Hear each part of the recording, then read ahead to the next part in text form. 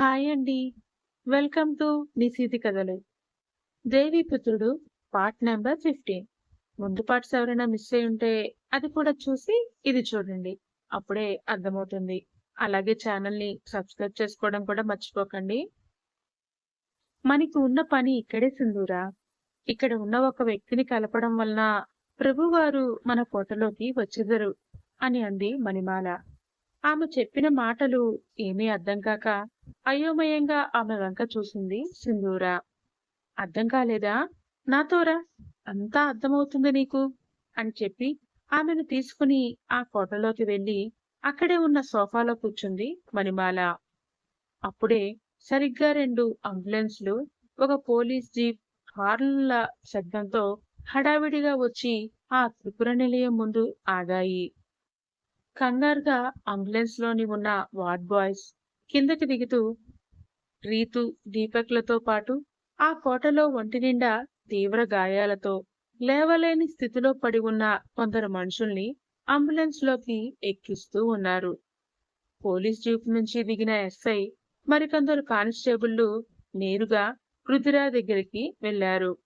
SI కంగారుగా రుధిరను చూసి "are you okay madam?" అని అడిగాడు.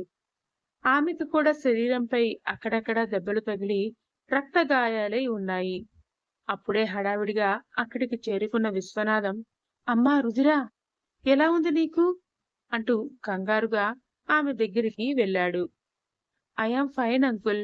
You don't worry. నా కోసం చాలా కంగారుగా వచ్చినట్టున్నారు.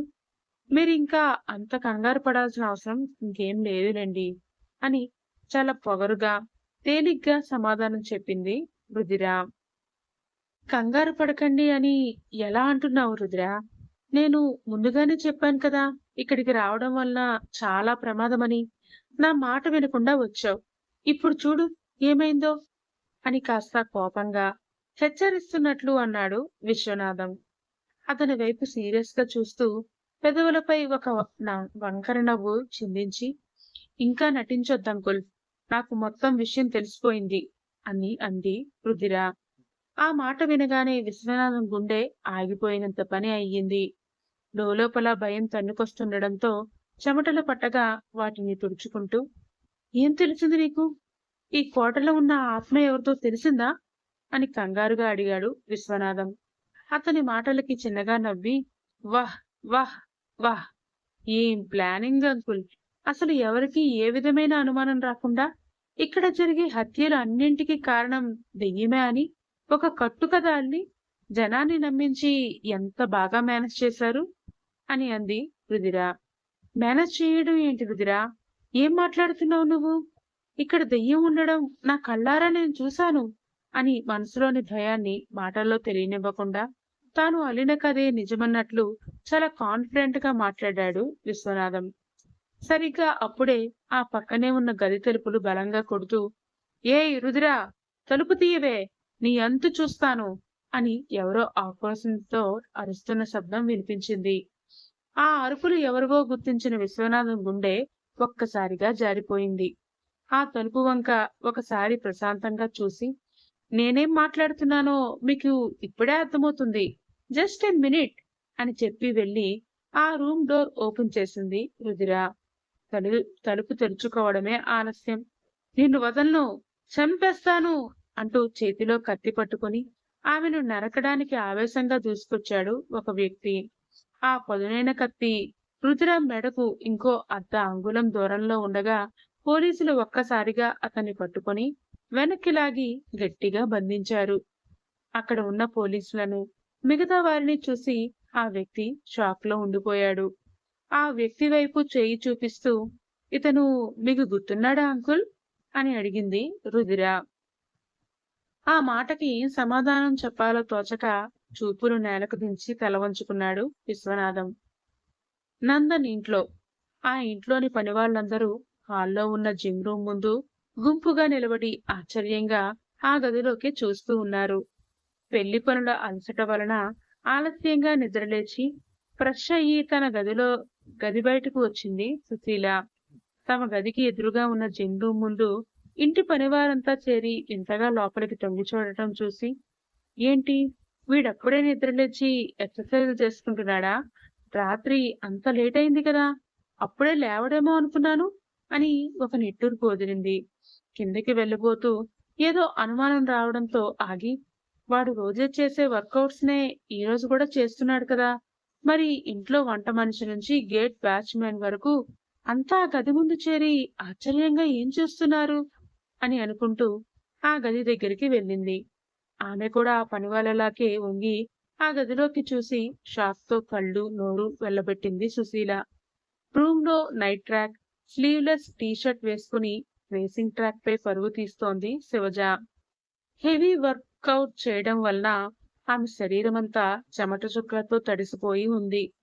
కిటికీ నుంచి వస్తున్న లేత సూర్యకిరణాలు ఆమె తెల్లటి పాలరాతి శరీరంపై పడటంతో ఆ చెమట చుక్కలు సూర్యకాంతికి మెరుస్తూ శివజ అందాన్ని మరింత ద్విగుణీకృతం చేస్తున్నాయి. అలా చూస్తుంటే మంచుకు తడిసిన తెల్ల గులాబీలా అనిపిస్తోంది. ఒక పక్క అందమైన కోడలు వచ్చిందన్న ఆనందం, మరో పక్క అత్తవారింట్లో అడుగుపెట్టిన మొదటి రోజే ఆమె ఇలా వర్కౌట్లతో ప్రారంభించిందన్న ఆశ్చర్యం. ఇంకో పక్క ఇప్పటి వరకు తన భార్య ముఖం కూడా సరిగ్గా చూడని తన కొడుకు ఇప్పుడు ఆమెను చూసి ఎంత గొడవ చేస్తాడో అన్న దిగులు. ఈ భావాలన్నీ కలిసి సుశీలను ఉక్కిరిబిక్కిరి చేస్తుంటే ఆ కోపాన్నంతా అక్కడ నిలబడిన పనివాళ్ల మీద చూపిస్తూ, ఏంటి, ఇక్కడ సినిమా ఏమైనా కనిపిస్తోందా? అందరూ పనులు మాని మరీ అలా చూస్తున్నారు అని వాళ్ళకి 4 చీవాట్లు పెట్టి అక్కడికక్కడే పంపించేసింది. ఆ తర్వాత నేరుగా శివజ దగ్గరికి వెళ్లి నిలబడింది సుశీల. తన దగ్గరికి ఎవరో వచ్చి నిలబడినట్లు గమనించి ఒక ఫ్రూట్ జ్యూస్ తీసుకురా అని ఓనర్లా ఆర్డర్ వేసింది శివజ. ఆ మాట విని, ఏంటి, నేను జ్యూస్ తీసుకురావాలా? ఈ అమ్మాయికి నేను పని మనిషిలా కనిపిస్తున్నానా అని అనుకుని పళ్ళు పటపటా కొరుకుతూ, నేను శ్రీనివాసరావు గారి భార్యని అని మూతి 3 వంకర్లు తిప్పుతూ చెప్పింది సుశీల. సరిగ్గా అప్పుడే తన వర్కౌట్ పూర్తి కావడంతో రన్నింగ్ ట్రాక్ ఆఫ్ చేసి అక్కడున్న టవల్‌తో ఒంటికి పట్టిన చెమటను తుడుచుకుంటూ, nice to meet you mister Srinivas. నేను ఫ్రెష్ అయ్యి వచ్చేలోగా జ్యూస్ రెడీగా ఉంచండి.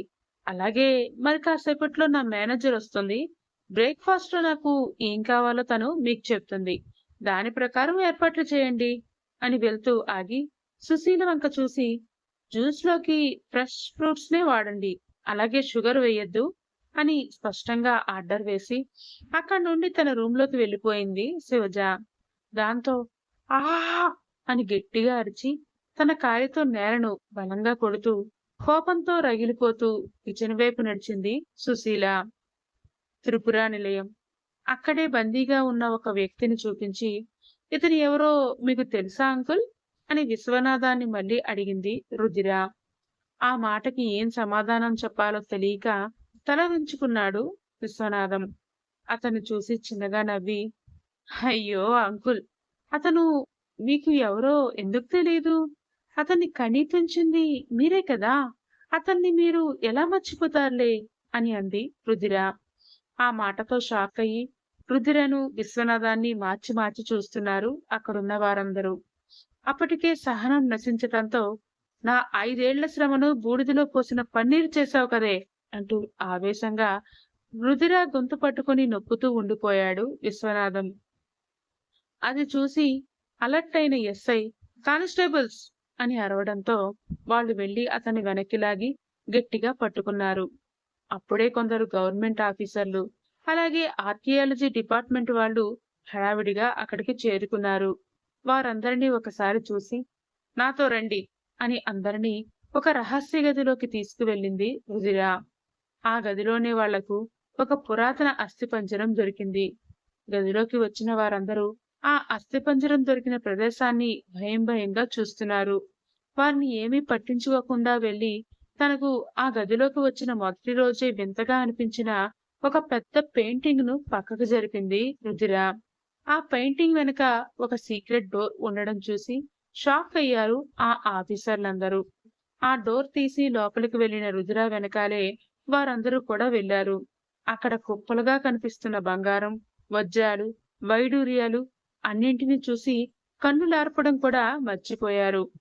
ఆర్కియాలజీ డిపార్ట్మెంట్ లో పనిచేస్తున్న విశ్వనాథం గారికి తన రీసెర్చ్ లో భాగంగా ఇక్కడ ఈ పెద్ద నిధి ఉందనే విషయం తెలిసింది. ఈ నిధిని ఎవరు గుర్తించకుండా కొట్టేయడానికి ఆయన దెయ్యం అనే భయాన్ని ప్రజల్లో క్రియేట్ చేశారు అని వివరించింది రుధిర. అంటే ఈ కోటలో దెయ్యం ఉందనడం పచ్చి అబద్ధం అంటారా మేడం అని అడిగాడు ఎస్ఐ. 100% సార్. ఈ కోటలోకి ఎవ్వరూ రాకుండా ఉండడానికి విశ్వనాథన్ సార్ లేని దెయ్యాన్ని సృష్టించి అది నిజమని నిరూపించడానికి తన కుటుంబాన్ని తానే మనుషులు పెట్టి మరీ కుట్టించారు అని చెప్పింది రుధిర. ఇదంతా నాటకమైతే మరి ఆ అస్థిపంజరం ఎవరిది అని అడిగాడు ఎస్ఐ. అది ఇక్కడ అస్థిపంజరం కాదు సార్. మా డిపార్ట్మెంట్ లో కొందరిని మేనేజ్ చేసి వేరే చోట మాకు దొరికిన అస్థిపంజరాన్ని తెలివిగా ఆయన ఇక్కడ దొరికినట్లు కలరింగ్ ఇచ్చారు అని స్పష్టం చేసింది రుధిర. ఈ నిధి కోసం ఇంత చేసిన ఆయన ఈ నిధిని ఇప్పటి వరకు ఎందుకు టచ్ చేయలేదు అని అడిగాడు ఎస్ఐ. చిన్నగా నవ్వి, నిధి ఇక్కడ ఉందనే విషయం ఆయనకి తెలిసింది. కానీ ఇంత పెద్ద కోటలో అది ఎక్కడుందో ఆయనకు సరిగ్గా తెలియలేదు. అది తెలుసుకోవాలంటే ఈ కోటలో తవ్వకాలు జరపాలి. అలా జరగాలంటే ఫస్ట్ ఈ కోటకి ఎవరూ రాకుండా చేయాలి. అందుకే ఈ దెయ్యం అనే కథను చాలా తెలివిగా అల్లి ఆ కథను మేము కూడా నమ్మాలని చాలా ప్రయత్నాలు చేశారు. ఇక్కడున్న కొందరు మనుషులతో దెయ్యం వేషాలు వేయించారు. అలాగే నాతో వచ్చిన దీపక్, ప్రీతులను చాలా భయపెట్టారు.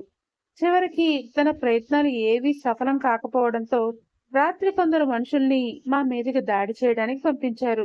ఆ దాడిలోని నా కొలీగ్స్ అయిన ప్రీతు, దీపక్లు తీవ్రంగా గాయపడ్డారు అని అక్కడ జరిగిందంతా చెబుతూ ఆ గది నుండి బయటికి వచ్చింది రుధిర. అక్కడ జరిగిందంతా అర్థమవ్వడంతో, వెల్ డన్ మేడం, మీ వల్ల ప్రభుత్వానికి ఎంతో విలువైన నిధి దొరికింది అని ఆమెకు షేక్ హ్యాండ్ ఇచ్చి, కానిస్టేబుల్స్ వాళ్ళిద్దరికీ సంఖ్యలు వేయండి అని ఆర్డర్ చేశాడు ఎస్ఐ. దాంతో వారిద్దరికీ బేడీలు వేసి తీసుకువెళ్తున్నారు కానిస్టేబుల్స్.